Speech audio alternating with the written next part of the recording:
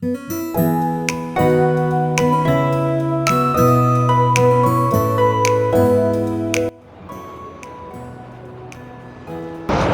નામ તલસાણીયા રવીના છે. હું આજે વિજ્ઞાન મેળામાં રહી છું. અમે સૂર્યમંડળ બનાવ્યો છે. સૂર્યમંડળમાં કુલ 8 ગ્રહ હોય છે. તેમાંથી સૂર્યની સૌથી નજીકનો ગ્રહ બુધ છે. તેમાં સૌથી ચમકતો ગ્રહ શુક્ર છે. તેમાંનો સૌથી મોટો ગ્રહ ગુરુ છે. એકમાત્ર એવો ગ્રહ છે જેને જીવસૃષ્ટિ મળી છે. પૃથ્વી ન હોય તો જીવસૃષ્ટિ વિનાશ પામે. ચંદ્રયાન પર જવાવાળી પ્રથમ મહિલા કલ્પના ચાવડા હતી. તેમનું આ મિશન સફળ રહ્યું હતું. તેના પછીની બીજી ચંદ્રયાન પર જવાવાળી સુનિતા વિલિયમ્સ હતી. આ ચંદ્રગ્રહણ છે. જ્યારે ચંદ્ર પૃથ્વીની ફરતે આવે છે સૂર્યની સામે, જ્યારે સૂર્યનો પ્રકાશ ચંદ્ર ઉપર પડે છે અને ચંદ્ર પ્રકાશને રોકી રહે છે અને પૃથ્વીને જવા દેતો નથી, એને ચંદ્રગ્રહણ કહે છે.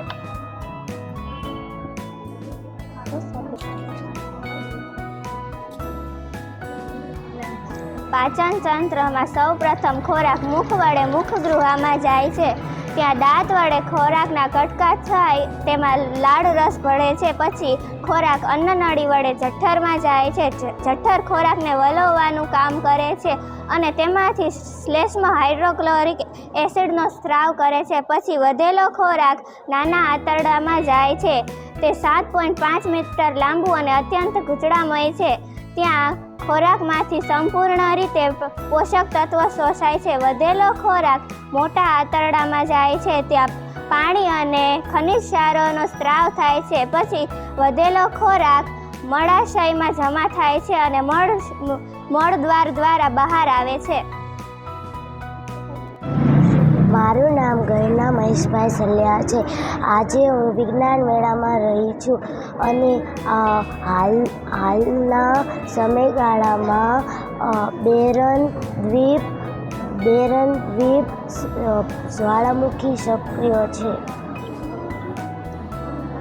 મારું નામ જૈનબ યાસીનભાઈ મોદન છે. મેં આજે વિજ્ઞાન મેળામાં ભાગ લીધો છે. અમે આ પ્રક્રિયા કરી છે. તેમાંથી આ પાણી, ડોળું પાણી, આ બધામાંથી પ્રસાદ થતાં ચોખ્ખું થઈ જાય છે અને આ રીતે પાણીનો શુદ્ધકરણ થાય છે.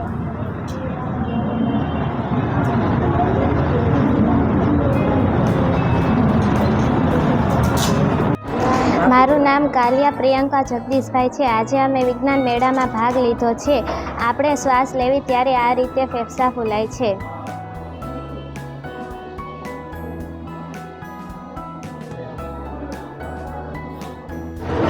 મારું નામ બાંબાભૂમિ મુકેશભાઈ છે. અમારા પ્રોજેક્ટનું નામ જળચક્ર છે. સમુદ્રમાંથી પાણી વરાળ સ્વરૂપે બાષ્પીભવનની ક્રિયાથી ઉપર ચડે છે અને ઘનીભવન ક્રિયાથી વરસાદ વરસે છે. તેથી અમે આવું મોડલ તૈયાર કરેલ છે. નમસ્તે, મારું નામ આલિયા અજયસિંહ પરમાર છે. હું ધોરણ 7 અભ્યાસ કરું છું. મેં આજે ફેક્ટરીમાંથી હવા શુદ્ધ કઈ રીતે થાય છે તેનું પ્રોજેક્ટ બનાવ્યું છે. સૌ પ્રથમ પહેલાં જે ફેક્ટરીમાં કામ થાય છે તેની હવા પાઇપમાંથી, ચીમનીમાંથી બહાર જાય છે. પછી તે શુદ્ધ થાય છે. કાર્બન અબ્સોર્બરમાં શુદ્ધ થઈ અને તે પછી ચીમનીમાંથી બહાર નીકળે છે, જેથી આપણી હવા પ્રદૂષણ થતી નથી અને કોઈ બીમાર નથી પડતું. નમસ્તે, મારું નામ અરુણા ઇદ્રીસભાઈ ગાંજા છે. મેં આજે રેબોટ હેન્ડ બનાવ્યો છે અને આપણા હાથના પંજામાં કેવી રીતના સ્નાયુ ખેંચાય, જ્યારે આપણે મુઠ્ઠી વાળીએ ત્યારે તો જોવી.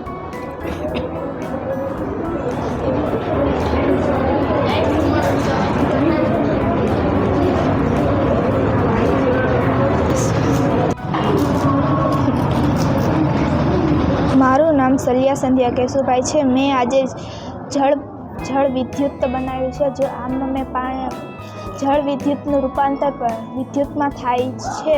આમાં પાણી નાખવાથી લાઇટ ચાલુ થાય છે.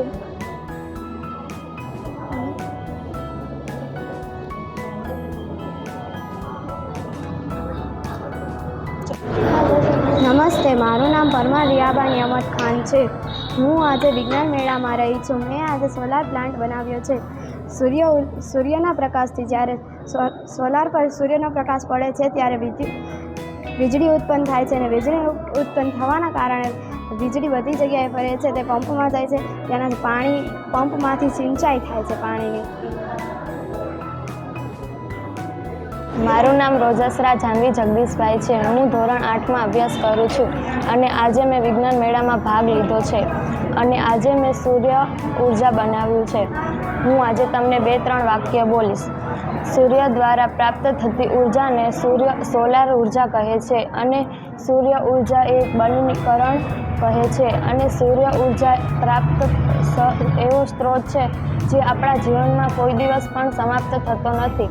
સૂર્ય ઉર્જાનું એક સંરક્ષણ પણ કરી શકીએ છીએ.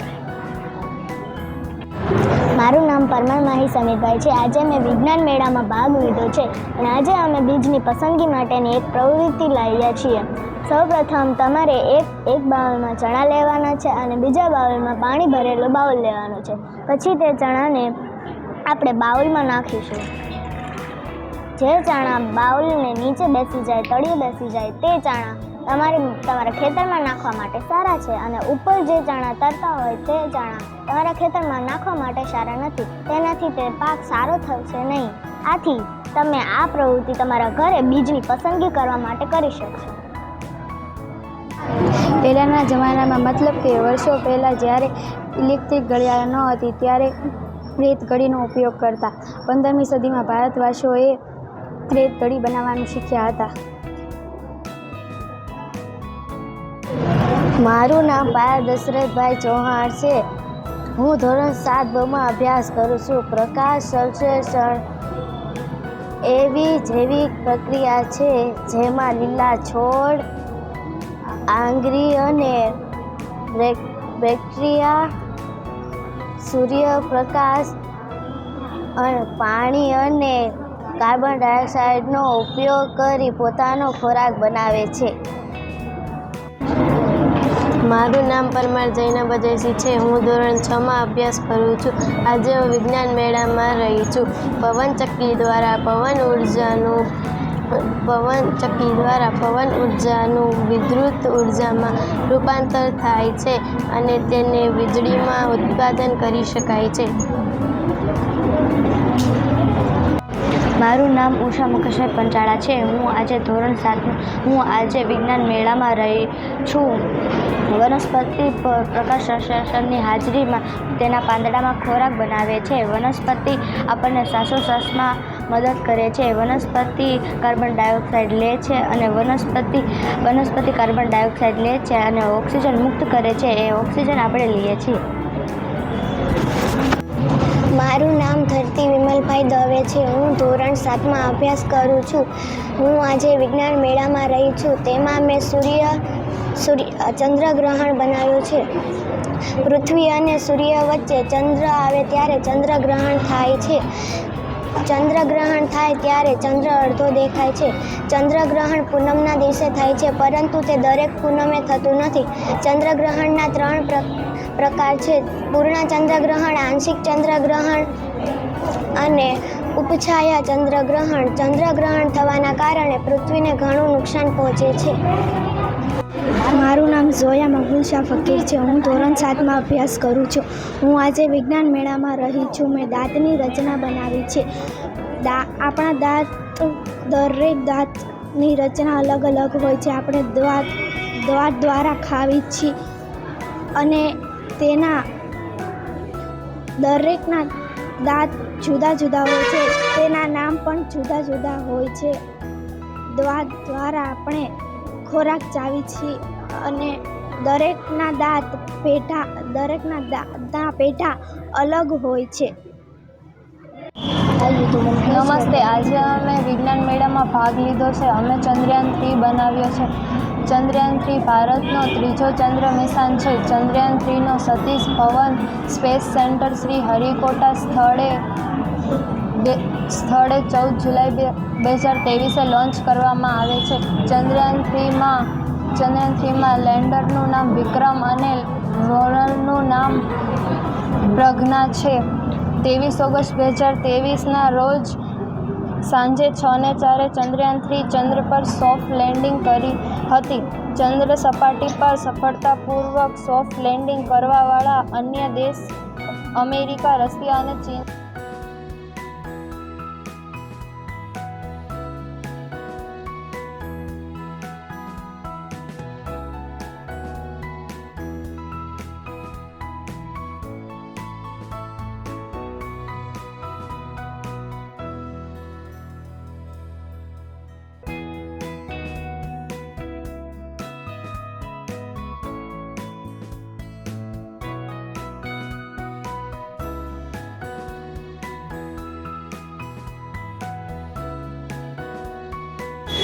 આજરોજ ધ્રુવાસેઠ કન્યા શાળા ખાતે સરસ મજાનું ગણિત વિજ્ઞાન પ્રદર્શન યોજવામાં આવ્યું હતું, જેમાં ધોરણ 6 થી 8ની દીકરીઓએ સરસ મજાની 21 જેટલી કૃતિઓ બનાવી. જેમાં પવનચક્કી, સોલાર લાઇટથી જે સાધનો ચાલે છે તેની સમજણ, ત્યાર પછી સૂર્યમંડળ, આમ વિવિધ કૃતિઓ બાળકોએ જાતે ગ્રુપમાં બનાવી છે અને સરસ મજાની સુંદર માહિતી તૈયાર કરી છે. ત્યારે શાળા પરિવારમાં આમ તો ગણિત વિજ્ઞાનના શિક્ષક નથી, છતાં પણ અન્ય ગુરુજીઓની મદદ લઈ અને વિદ્યાર્થીઓએ સ્વપ્રેરણાથી ગ્રુપમાં મળી અને 20 થી 21 જેટલી કૃતિઓ બનાવી છે. ત્યારે તમામ દીકરીઓને ખૂબ ખૂબ અભિનંદન, તમામ ગુરુજીઓને પણ ખૂબ ખૂબ અભિનંદન BRC ભવન વતી આપું છું. આજે અમારી ધ્રુવાસેઠ કન્યા શાળામાં વિજ્ઞાન પ્રદર્શનનું આયોજન કરવામાં આવેલું. એમાં બાળકોએ ખૂબ હોંશથી ભાગ લીધો અને 21 જેટલી કૃતિઓ બનાવી. તેમાં અમારા રાણપુર તાલુકા BRC કોર્ડિનેટર શ્રી મેહુલભાઈ ગાબુ સાહેબ પણ ઉપસ્થિત રહ્યા અને બાળાઓ સાથે પ્રશ્નોત્તરી કરી અને ખૂબ જ સરસ માર્ગદર્શન પણ પૂરું પાડ્યું. એટલે શાળા પરિવાર વતી હું BRC સાહેબ મેહુલભાઈ ગાબુ સાહેબનો ખૂબ ખૂબ આભાર વ્યક્ત કરું છું.